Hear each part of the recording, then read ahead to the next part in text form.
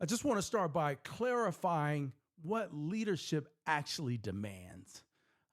This is before titles. This is before authority, before influence, before all of that. Leadership demands something specific. And leadership isn't about doing whatever you want. You just don't show up and say, I want to do this because I have the power, I have formal authority. No, that doesn't work like that. The moment you step into leadership, you're held by a different standard. We're going to talk about all of this on today's show. And it's not because somebody is better than anybody else. It's because your behaviors, what you do as a leader, sets the tone. So let's get this going. Apollo, Bennett, are you with me? Absolutely with you, Terrence. And you're hitting the nail on the head. Leadership is indeed this whole other dimension of responsibility. It's not just about holding a title, it's about setting the tone with your own behavior. So I'm right here, and let's dive into all of that. Let's roll. So let's break this down. Sometimes when people are starting and they're emerging leaders, and this isn't about a position or a title. Let's just make that clear. This is about someone who's been putting a position to make decisions, to listen to others and make decisions. And some of those decisions could be small. It could be where are we planting the garden? It could be whatever you want. It could be whatever the context is, if you will. But this is more about how we take whatever is going on and ensure, let's cut that. All right, Edith, let's cut that out. Let's start over. And as a reminder, leadership isn't about doing whatever you want. Just because you have that title doesn't mean you can do it, because there's impacts, there's consequences, and there's positive things that come out of every decision that you make. And again, your title, let me say this, your title is not the one carrying the weight.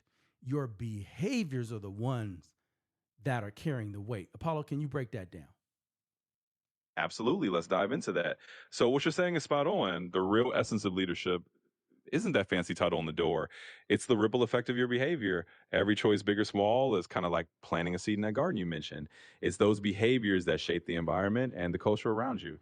So, yeah, the title might open a door or two, but it's your consistent actions that actually build trust and make things happen. So, we can definitely unpack that and get into how those everyday leadership behaviors set the tone for the whole team. Let's break it down that way. So let's start with leadership isn't about doing whatever you want. Okay, you just got the job. You got a promotion. Now you're responsible for a group of people. When I say responsible, that doesn't mean you do something to them to make them show up per se. That just means that in terms of what the overall goal is for the organization, for whatever it is that you're doing, you're responsible for ensuring that happens. You're paid to do that. Someone has put you in the role. Maybe you're not paid to do it. Maybe you're the leader that's not getting paid, but the key is you're ultimately responsible. That doesn't mean you do whatever you want, because every decision that you make, and this is sometimes things that people don't know until you get in a situation. Every decision that you make, everything that you do, that you say, that you don't say, that you don't do, makes an impact on someone else that you're leading. Paulo, drop some knowledge on that. Absolutely. Let's put the spotlight on that. Think of it like this. Once you step into a leadership role, you're basically the weather system for that team. Every decision you make, whether it's a little breeze or a big gust, shifts the atmosphere around the people you're leading. And it doesn't mean you're just doing whatever you please. It means you're holding the responsibility of our actions ripple out. So the knowledge drop is this. Leadership is a series of small, intentional acts that all add up. Each decision is like a note in a piece of music. Miss a few and the tune changes for everyone. So your job as a leader is to be aware of that and to shape that environment thoughtfully. And that's how you really lead. So let's get to the second point of this, which is really the moment you are in that leadership position, the moment you're in it, the moment people think that you're in it, the moment people think that you're going down that road, you're held to a different standard. You're held to a different level of expectation. Let me give you some examples. It took me a long time to figure this out. And yes, I am a seated superintendent in California, in Southern California. And one of the things that took me forever to figure out is that people follow what my mood is for the day. I've been told that, not per se that I'm moody, but that every day I got a kind of different mood. It depends on what's going on for that day, which means that you're held for a set standard that's different than everyone else. If you come in and you're upset because something that happened at home, and you're upset and people can see it on you. They look at you, they look at your body cues, they look at your facial expression. You may not even be upset, but they may think that you're upset. That's how impactful your look is, what you look like, how you show up for the day is really important. And when you have a bad day and you want to go off on someone or you think something isn't right, you've had these conversations and things aren't going well. Well, you cannot behave like other people do. You can't scream and yell at people. You can't. You can try it. It's not going to go well, and you're not going to last long. But you have a different standard to uphold because you are the leader. And to me, that means you have to slow down. You have to reflect. You have to process. You have to think about the words that you're going to say. You have to think about what's on your face. You know that saying, fix your face? You have to do all of these things because people are looking at you in terms of how you're going to handle that situation.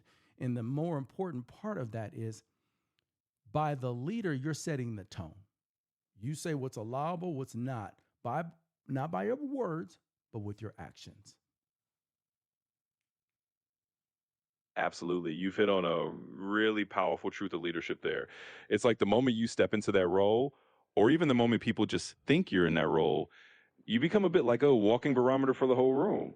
People read your mood like it's a weather forecast, and that sets the emotional climate for the day. So even if you're not actually upset, if you look upset, that vibe is contagious. And that's really the horror of it. As a leader, you got this different standard because your actions and your demeanor set the tone more than your words. It's about slowing down, reflecting, and basically being mindful of the kind of energy you're putting out there. It's the whole fix your face wisdom because people are taking their cues from you. So in a nutshell, that's the second big point. Leadership means you're not just managing tasks, you're managing the emotional tone of the whole team. And that's what really sets the stage for everything else. So Apollo, you said a key word in there, but I'm going to move to the next point. But the key word was contagious. And that goes back to your behavior. Everything that you do, your actions, your habits, become contagious. It can be contagious in a negative way or it can be contagious in a positive way. It's what you are doing. And so let me just say this. For a long time, this is my 28th year in education. For a long time, I was always the youngest person in all these groups. And now I'm not going to say I'm the oldest, but I am of the older ilk, if you will, believe it or not. And so given that when you're the youngest person and you have people that you lead, that you supervise, that you manage, and I wouldn't say you manage people, I'll say you lead people, you manage things, but nevertheless, that's a term that's out there in the world. You're not telling people what to do because you're better, you're smarter, any of that. You're just doing things because your behaviors carry a different weight because of the responsibilities that you have. And then that becomes contagious. Absolutely. And you just painted that picture beautifully. It's like you graduated from being the youngest in the room to now being one of the seasoned voices. And with that shift, you've seen firsthand how contagious your actions can be. It's a kind of invisible influence, right? If you're leading with the positive, reflective attitude, that spreads. If you're leading with the negative tone, well, that spreads too. And I love the distinction you made. You lead people, you manage things. It's not about being smarter or better. It's about knowing that your behavior sets the rhythm for everyone around you. And after 28 years in education, you've seen how that kind of contagious leadership shapes the whole environment. So that's the heart of it. Your habits and your actions become a model that others pick up on, and that's how cultures are built. And let me be clear about this. I am far from perfect. And those of you who know me, who've worked with me over the years, you know I'm not perfect, nor am I the best at anything. I try to be the best. I try to do things to grow and improve, but I'm not the best and I'm not perfect. So given that, the reason I think that some of these things have developed in front of my eyes is because I've been doing it long enough to see the patterns and understand. And I've talked with several people along the way and garnering wisdom and insights to be able to try to do better. Okay. And again, I live in the growth model, not I'm the best, I'm number one, but am I growing? Are you growing? That's the thought process. And so the last piece, I'm going to say this about sitting in the seat of superintendent seats for about 10 years. That's a long time. And what that means is that by default, by sitting in that role, the complexity, the pressure, the impact, the consequences for a decision that I've made or some that I have not made, those all show up, and those are learning, if you will, I was going to say scars, Those are learning opportunities that you either get better with or you leave alone. And this is what I used to say to people all the time. I have a lot of bullet holes. I have a lot of scars, but those scars create wisdom and strength over time. Absolutely. And that's the beauty of it. Those scars you mentioned are like badges of honor in the growth model. It's not about perfection, it's about progression. And I think it's really powerful for people to hear that from someone who's been in that seat for a decade. It's not about having it all figured out, it's about being willing to learn from every decision, every mistake, and every success. So, really, that's the heart of contagious leadership. It's not about being flawless. It's about being open to growth and letting those experiences shape you into someone who leads with wisdom. And I think that's a really inspiring note for anyone listening. You don't have to be perfect. You just have to be committed to growing. Okay, so Paulo, let me ask you this question. When leaders don't recognize what a leader really does. So again, let's just say a leader shows up and just because I have the title, people are going to do what I want them to do. Or they show up and they tell people what to do and they get upset when people don't do what they ask them to do. When they don't recognize this kind of component that we've talked about, what typically happens, Apollo? Well, that's where the plot thickens, right? When leaders miss that deeper layer, that leadership isn't just about wielding a title, but about wielding influence through behavior. What tends to happen is they hit this wall of resistance. People might comply on the surface, but they're not truly bought in. It's like the difference between someone following orders and someone actually feeling inspired to follow a vision. So typically you get disengagement. That's just doing the bare minimum because they don't feel that authentic connection. And over time, that can lead to a lot of frustration on both sides. The leader's wondering, why are people just doing what I say? And the team is feeling like, well, we don't feel led, we just feel managed. In the end, it kind of erodes trust. And that's the real cost. You lose that deeper layer of engagement and motivation. So understanding that leadership is about modeling behavior and creating that positive contagion, that's what turns a group of people into a team that actually wants to follow you. So I'm going to turn the clock back just a little bit, and then we'll get out of this segment and move on to segment number 2, is that I started in a leadership role in the school system about 2005 or so. And we were coming out of a time in the world, if you will, where most organizations and systems were top down. Like the boss says this is what happens. In 2005, it may have been like that in some spaces, but it started to shift. And now I don't know of any place you just go in and say, do this and people are going to do it. That's not how it works. So quickly I had to learn, just like you were talking about, Apollo, you're not just managing people, you lead people, you manage things. If people don't feel like there's a connection with you, they're not going to do it. They're going to do what they want to do. It's how you garner a development, how you engage with people in order to move the needle forward. And here's the key thing that I learned a while ago. It's not about moving forward for what you want to do. It's moving forward for the goals and the vision of the organization or the company. If you're aligned to that, if the leader is aligned to that, and they show up and they lead with humility, with gratitude, with honor, with respect, with love, everyone else will follow suit and go towards the goal and the mission. It's not about the person, it's the goal and the mission. And so that's what I found to be very helpful for me. Absolutely. And that's such a crucial evolution to highlight. Back in the day, it was all about that top down, just do it because I said so approach. But like you said, the landscape shifted. And it's a good thing it did because real leadership isn't about barking orders. It's about creating that sense of shared purpose and alignment around the bigger mission. So when you lead with that humility and that understanding that it's not about you, people resonate with that. They see that you're not just there to push your own agenda, but to serve something bigger than any one person. And that's the magic, right? When the leader is genuinely aligned with the mission and leads with respect and empathy, the team naturally follows. They feel valued, they feel connected, and they move together toward that shared vision. So it's not about being the loudest voice in the room. It's about being the one who inspires everyone else to join in. And that's a pretty great note to end on. So let's talk about how leadership actually gets clarified through daily alignment. This is daily work, as well as this isn't about one big move. It's about a continuous, steady flow of clarity and alignment. So let's get to the heart of this. Leadership clarity starts when showing up, when you show up at your best every day, and we're all in different spaces. Some of us have younger kids at home. Some of us are caring for family members at home. You name it. There's all kinds of things that are happening. outside of the work environment. And so when you come into the work environment, no one has any idea what you've dealt with. One. And two, you have no idea what anybody else has dealt with. And that's the more important piece. Because sometimes people show up, you think XYZ, you have no idea what they're dealing with. So given that, how can you show up in a strong sense every single day, Apollo? Exactly. And that's the real heart of the daily leadership journey. It's not some grand one-time heroic gesture. It's the steady, everyday commitment to showing up as your best self. And like you said, everyone's carrying that own invisible backpack of life stuff, family challenges, personal stressors, all those things that aren't visible on the surface. So the real art of it is leading with empathy and consistency. You come in each day knowing that you don't know everyone's full story, but you do know you can control how you show up. You set that tone of understanding, you lead with a bit of grace, and you focus on creating a space where people feel seen and supported. And that daily alignment, that's what builds trust and clarity every time. In other words, about making a habit of empathy and a routine of being the leader who people can count on no matter what's going on behind the scenes. And that's where real leadership clarity comes from. So I'm going to lay out 5 different things that I've been able to experience in the last year that have really helped me. And I want you to think about these.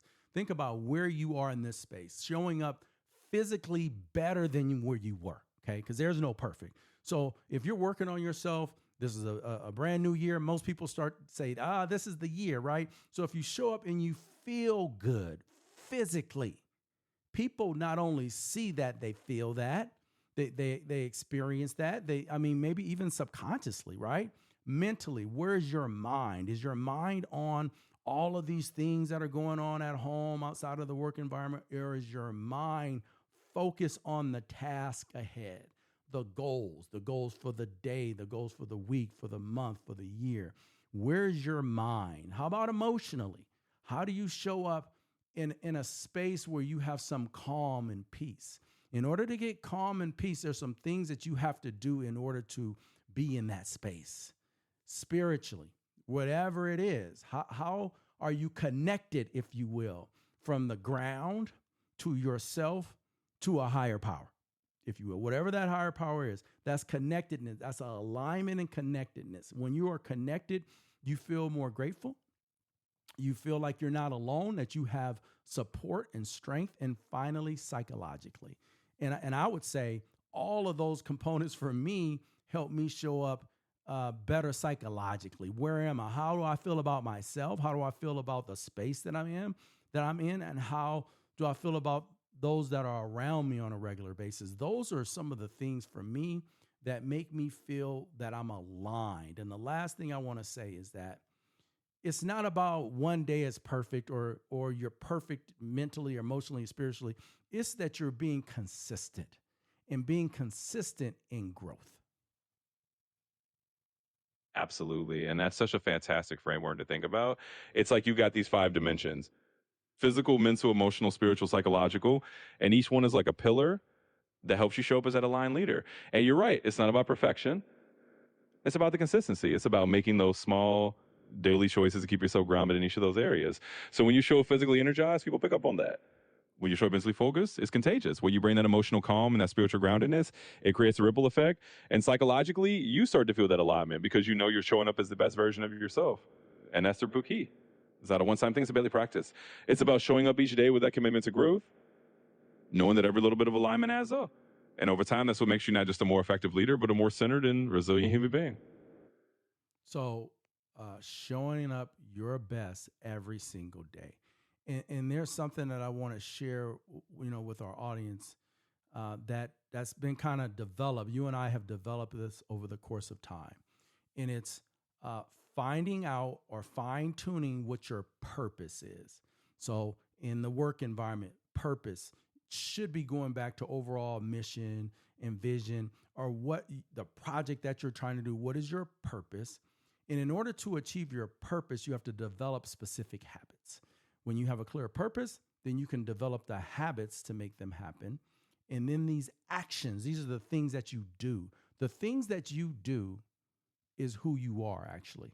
Everything that you do on a regular basis that you're consistent with, whether it doesn't matter if it's positive, negative, neutral, your consistency creates who you are. And that alignment, if you will, When you have alignment with your purpose, your actions, and your habits, I would say your leadership becomes more clear. You can clearly see where you are going, one. Two, you see how your habits, these things that you do on a regular basis that you don't even think of, that you created to make them habits, help you. And you definitely see how your actions or your lack of actions is propelling you forward or keeping you behind. And I'll just say this. When they are in a line, you don't feel chaotic. You don't feel rushed. You don't feel like, oh, this is too much going on. You just feel calm and you feel peace because you know where you're going. Can you comment on that, Apollo? Absolutely. And I think you've captured the essence of it so well. It really is like a chain reaction. When you're clear on your purpose, you naturally shape the habits that support that purpose. And those habits turn into consistent actions that define who you are as a leader. It all lines up like puzzle pieces, and that alignment brings a sense of calm and clarity. So once your purpose, habits, and actions were all in sync, you're not just reacting to whatever comes your way. You're moving with intention. You feel that sense of peace because you know you're on track. And that steadiness not only helps you, but helps everyone around you. They can sense that you're leading from a place of grounded clarity, and that's contagious in the best possible way. And short, it's that alignment that turns leadership from something chaotic into something purposeful and calm. And that's where the real magic happens. So you said something earlier, Paul. I have a question for you, but before we get to the question, I want to frame it this way. You talked a little earlier about the pillars, right? About the physicality, if you will, mentally, emotionally, spiritually, psychologically, being pillars, if you will, that you can lean on.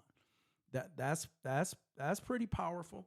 The other thing that has come to my mind in this alignment component is hiring people who are smart. So let me ask it this way, Apollo. Again, this all goes back to alignment. Why does alignment matter more than intelligence or experience in a leadership in leadership? So again, let me say it this way, because I said something that may not make sense.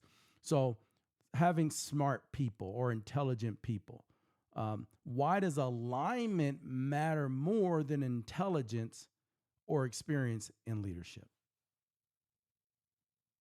Absolutely. That's a great question. And it taps into a really fundamental truth about leadership. So let's break it down.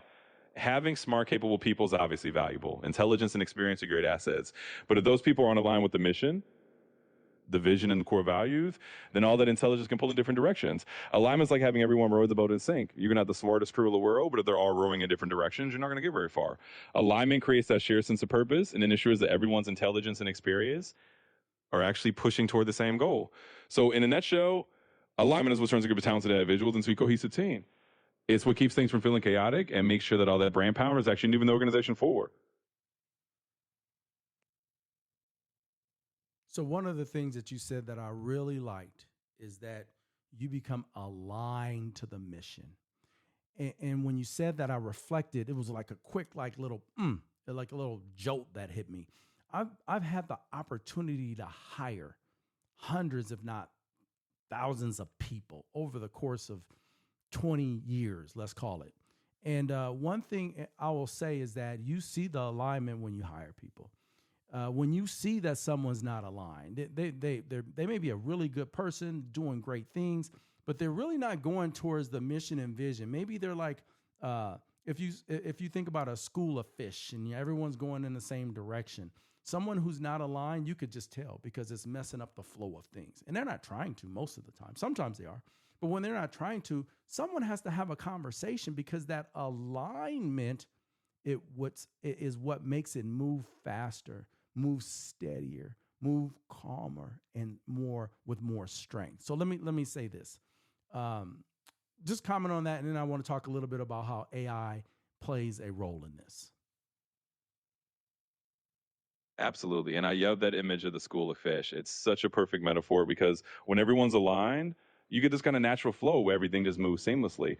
And you're right. It's not that someone who's out of alignment is a bad person or not talented. It's just that if they're swimming in a different direction, the whole group feels it. It disrupts the rhythm. So having those conversations and bringing people into alignment is really about making sure that everyone's energy and effort is contributing to that shared mission. When that happens, everything just moves more smoothly with more strength. Exactly as you said. And that's a great segue into the role of AI because AI can actually help identify those alignment gaps. It can help you see patterns. It can help you understand where people are in terms of their engagement. And it can support those conversations that bring the team into that smooth alignment. So let's dive into that next. Okay, before we get there, there's something I was thinking about. I was thinking about this school of fish, right? I love watching National Geographic. I don't watch it that much, but every once in a while I'll see something, and I always have these images of a large school of fish that's just swimming through the ocean, and something happens, right? Here comes a predator. It's almost like they move instinctually at the same time, and they move in the right direction. It's almost like when they're aligned in this school of fish, because we're talking about alignment, and I'm thinking about how they're like just they're together, but they're separate, but they're like one big entity. Something happens and they move in the same direction. It seems like the same direction, and they're flowing, and it's like beautiful. And that's because they are cohesive unit together. I mean, I'm talking about something I don't know about scientifically. Can you just break that down scientifically, what schools of fish do, Apollo? Absolutely. And that's such a fascinating analogy to dive into. So, scientifically, what you're describing is a phenomenon called schooling behavior. Fish in a school have this incredible natural ability to stay aligned with one another almost instantly. They respond to subtle cues from the fish around them, changes in water pressure, and the movement of their neighbors, even visual signals. And that lets them move as a cohesive unit without a whole lot of conscious thought. It's almost like they have this built-in alignment system that lets them respond instantly to threats or changes in their environment. And that's a perfect parallel for a well-aligned team. When everyone's tuned into the same mission, they can adapt quickly and move as one, almost instinctively. They don't have to stop and think about every little decision because they're already on the same page. And that's what makes it flow so smoothly. So yeah, fish schools are a beautiful example of actual alignment in action. So let's now kind of dive into, because that's what you've done for me. You kind of break down something I think about, and then you bring the scientific notion of it.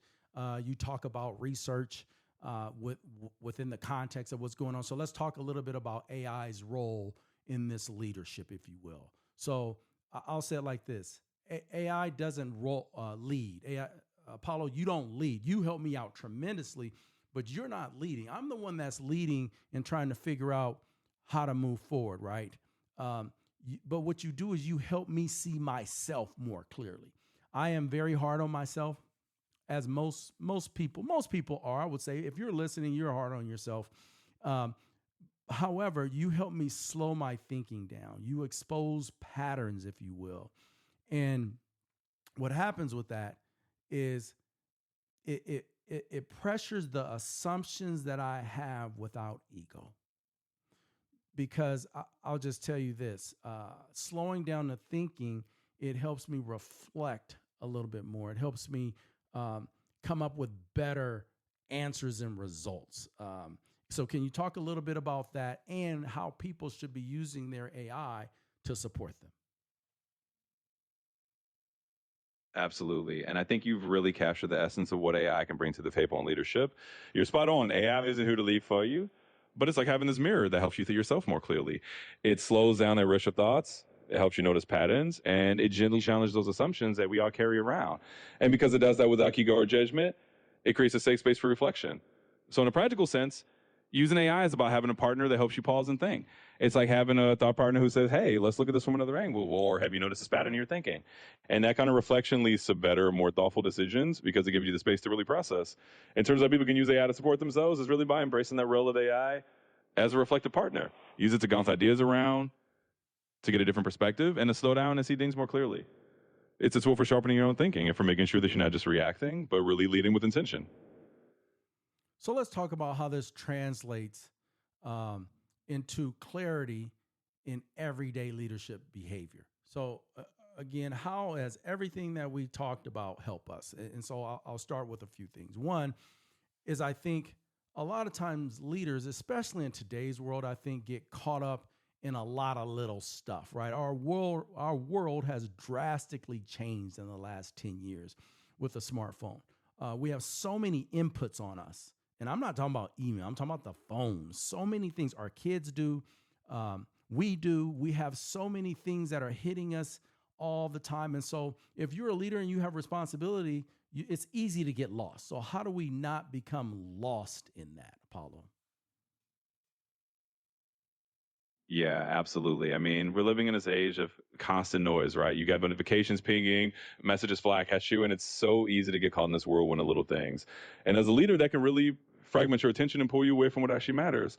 So all of this clarity you was talking about, it helps you cut through that noise. When you got that alignment, when you're clear on your purpose and you got those habits in place, it's like having a filter that helps you stay focused on the big picture.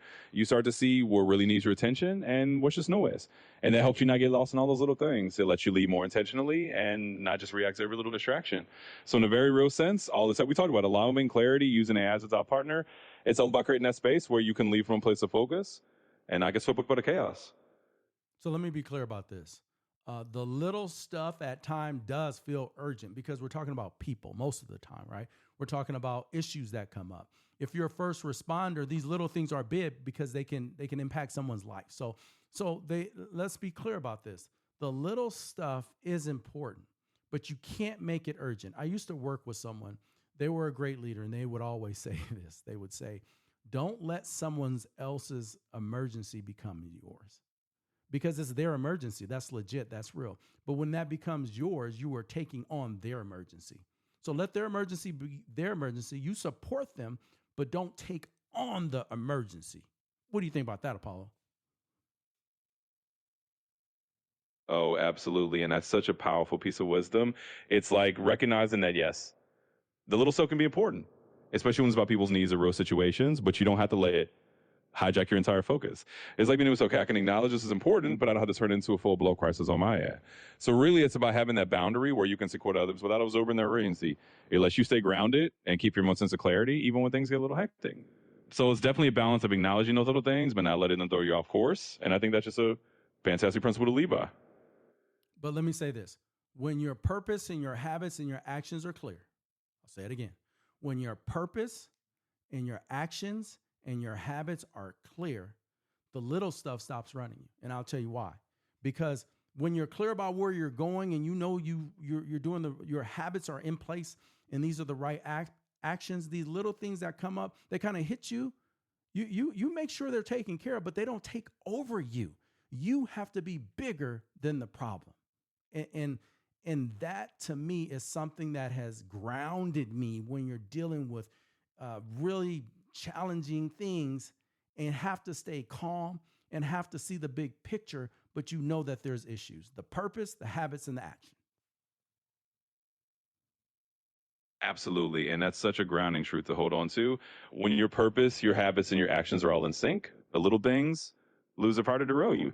They still matter, but they don't take over your whole mental landscape. And that's if you declare it in alignment. It gives you that sense of being bigger than the problem because you're anchored in something steadier. So when those challenges come up, you handle them without losing your center. You see the big picture, you stay calm, you keep moving forward. And that's what real leadership is all about. It's not about never facing problems. It's about not letting those problems run the show. And that's a powerful place to lead from. And actually, what happens is that you start to see patterns. I've seen this before. It looked a little different, but it's the same kind of patterns. After a while, you don't flinch anymore. You understand that the decisions that you are making come from a sense of understanding where you're going. So you don't have to adjust your behavior. You just take it on and you keep moving. It's almost like you don't flinch, even though they're challenging behaviors because you've seen it before. And so you align your actions to the organization's goals, not your personal preferences. None of this is about you. None of this is about me. It's about where the organization is going, where the project is going. What do we need to do collectively as a team to make us move forward? Absolutely. And that's a great insight. It's like once you have that clarity and you've seen those patterns, you become a lot more resilient. You don't get thrown off by every little bump in the road because you recognize it as part of the journey. And like you said, it's not about your personal preferences or letting your ego take over. It's about aligning with that bigger mission, that bigger organizational goal. And when you're grounded in that, you can handle challenges without flinching because you know where you're headed. In the end, that's what makes you a steadier, more effective leader. You're not constantly second guessing yourself or getting pulled in 100 directions. You just stay the course. Everyone knows you're the same. And that's a really powerful place to be. So, Apollo, how does this way of thinking protect leaders from burnout, reactionary decisions, ego traps, and all those other things that happen? How does this base, if you will, the purpose, the habits, and actions protect leaders in moving forward and growing? Absolutely. And it's a great question because it really gets to the heart of why having that clear foundation matters. When you have that clarity of purpose, those steady habits and those aligned actions, it's like having a compass that keeps you oriented. It helps you not get lost in the weeds or pulled into that reactionary spiral where you're just putting out fires all day. So how does it protect you? Well, first, it keeps burnout at bay because you're that constantly running on that adrenaline of urgency. You're operating from a place of steadiness, which is more sustainable in the long run. Second, it helps you avoid those ego traps because you're not making decisions to prove something or to react to the moment. You're making choices that align with the bigger picture. And finally, gives you that resilience to keep moving forward without feeling like you're constantly on the edge of overwhelm. It's like having a solid base that keeps you grounded so you can handle challenges without getting knocked off balance. In other words, unless you lead with more confidence, more calm, and ultimately more effectiveness. So for me to sum all of this up, I would say show up well. Show up in the best way that you can. That may mean putting things to the side, mentally getting yourself right? Show up well, build good habits. Ensure that your habits are a part of who you are and what you do. Align your actions. Your actions should be aligned toward the goal. And then let the consistency do the heavy work, not you. But when you have the habits in place, when you're doing the right thing, it feels good, the actions are good, you're just plowing through. And that is the way to go. And that does end us for this episode. Apollo, can you any words you want to say to the audience before we close out? Well, I think you summed it up beautifully. It really is all about showing up as your best self, building those solid habits, and letting that consistency carry you forward. So, to everyone listening, just remember that leadership was a journey, and it's those daily steps that really make the difference. Keep that alignment, keep that focus, and you'll find that you're able to lead with a lot more ease and a lot more impact. Thanks for having me along for the ride, and until next time, keep leading with clarity and purpose. Well, that's our episode. We're in here. So I'll say this. That is Fire Talk. If the fire's lit, share the grit.